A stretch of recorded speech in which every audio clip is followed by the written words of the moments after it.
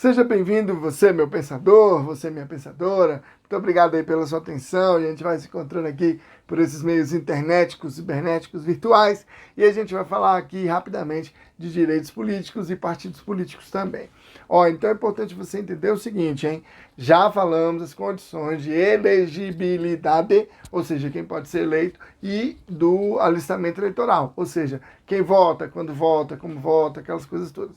Então já falamos esses aspectos. E agora eu vou falar de uma coisa que é importante, que é quem não vota, como é que funciona a perda ou suspensão dos direitos políticos. Então a primeira coisa que você tem que entender é o seguinte: a gente não é uma democracia, a gente não tem a capacidade de liberdade de expressão e de opinião e o que você quiser. Então o que acontece? Como é que eu vou tirar o seu direito político?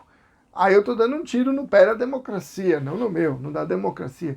Então o que acontece? Não dá para a gente tirar os direitos políticos, né? Então como que eu vou dizer assim, você pode escolher, mas você não pode votar. Você pode ser eleito, mas espera aí, se você fez uma coisa errada, nunca mais vou te eleger. Não, isso quer dizer, então assim, existem coisas que a gente precisa perceber, tá? Então a primeira coisa que você entenda, foca no gordinho, é o seguinte: não podemos tirar ou suspender, acabar com o direito político de ninguém. Porque senão a gente está fazendo um ataque à própria ideia de democracia, um ataque à própria ideia de direitos e direitos humanos. Então, por isso, vamos entender o seguinte: a gente pode, um caso específico, o indivíduo perder o seu direito político, que é quando ele cancela a naturalidade. Então, se ele vem de um outro país e se naturalizou, ele vem de Angola, passou um ano aqui e naturalizou, agora ele é brasileiro naturalizado. Então, ele tem os mesmos direitos que o brasileiro nato, tá? Exceto a questão da elegibilidade que a gente já falou, que existem alguns cargos que são para brasileiro nato.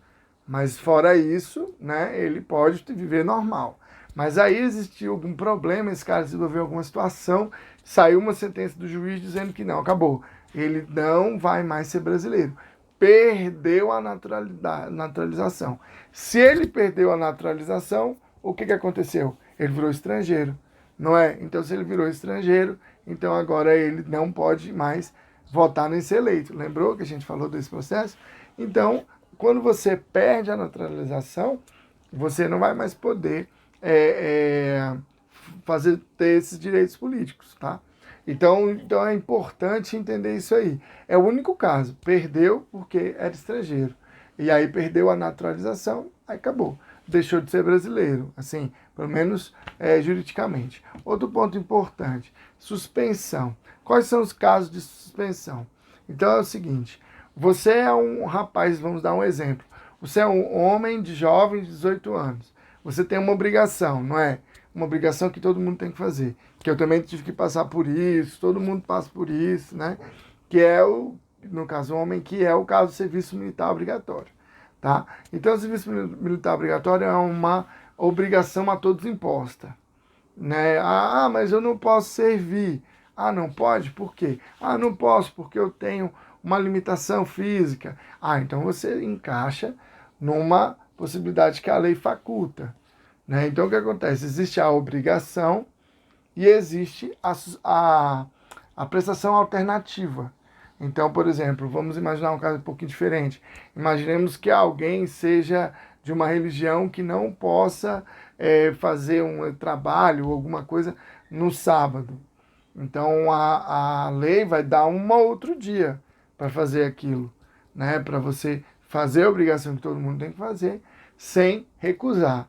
Agora, se você não fizer essa obrigação, aí você pode perder os seus direitos políticos, suspender, na verdade. Suspender os direitos políticos, então, quando você se recusa a cumprir uma obrigação que todo mundo tem que fazer, né? Então, por exemplo, o voto é obrigatório, mas se não da eleição você se recusa a votar, então você tem o seu direito suspenso, né? O seu capacidade de votar suspensa. Beleza? O outro caso também que a gente tem é no caso da incapacidade civil absoluta. Professor, o que é incapaz? Incapaz no sentido seguinte, que civilmente ele não consegue ser responsável pelas suas ações. Então, por exemplo, alguém que pode ter um problema, uma doença mental séria, esse indivíduo ele é incapaz, né, civilmente. Alguém, por exemplo, que está em coma, internado no hospital, esse indivíduo também é incapaz civilmente. Alguém que, sei lá, tem alguma delimitação muito grave, então esse cara não pode. O menor, né, de 16 anos, ele também é incapaz civilmente, não pode. Então é isso que eu quero que você entenda. Esse cara tem o direito suspenso, enquanto tiver essa situação. Então, por exemplo, se uma pessoa é doente, enquanto tiver tratamento, é suspenso. Na hora que ela estiver boa, aí volta. Aí ela vai ter que buscar isso aí e exercer seus direitos. Ah, tá em coma, tomou um remédio, melhorou, então no outro ano ele pode votar. Então é tranquilo, tá? Só essas situações aí. E no caso da condenação criminal, enquanto for ali julgado, tipo assim, enquanto durarem os efeitos da condenação. Então alguém cometeu um crime de 10 anos de prisão. Então ele foi preso os 10 anos. Enquanto for durar os 10 anos, ele não pode votar, nem ser eleito.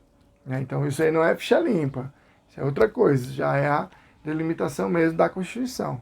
Então o indivíduo que tem algum que está preso, alguma coisa assim, ele não pode votar, tá? É só isso. O artigo 15 é muito simples. O artigo 16, ele só vai dizer o quê? Que para você ter alguma alteração, alguma lei que altere, essa lei tem que ter pelo menos um ano de vigência, pelo menos um ano antes. Tá? Se a lei tiver pelo menos um ano, ela vai poder ser aceita para aquela eleição. Se a lei ocorrer no mesmo ano, aí não. Aí só vai valer na próxima eleição. Então é só para ser um processo justo para todo mundo. E no artigo 17 vai falar dos partidos políticos, tá? Então os partidos políticos, o Brasil adota o sistema pluripartidário, tá? Justamente em oposição a outros sistemas aí, porque ele aceita as liberdades de vamos dizer assim, de ideologia, né? Você é livre de criar e fundir e criar suas próprias regras.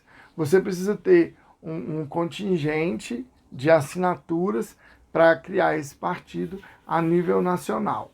Os partidos também têm, dentro de uma determinada regra que está estabelecida na Constituição, podem ter acesso ao fundo partidário.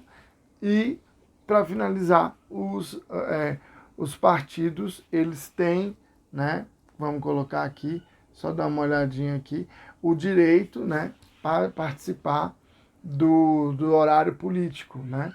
Ou seja, o direito a ter o horário gratuito de rádio e televisão. Beleza? Então pronto, basicamente é esse sistema aí, tá bom?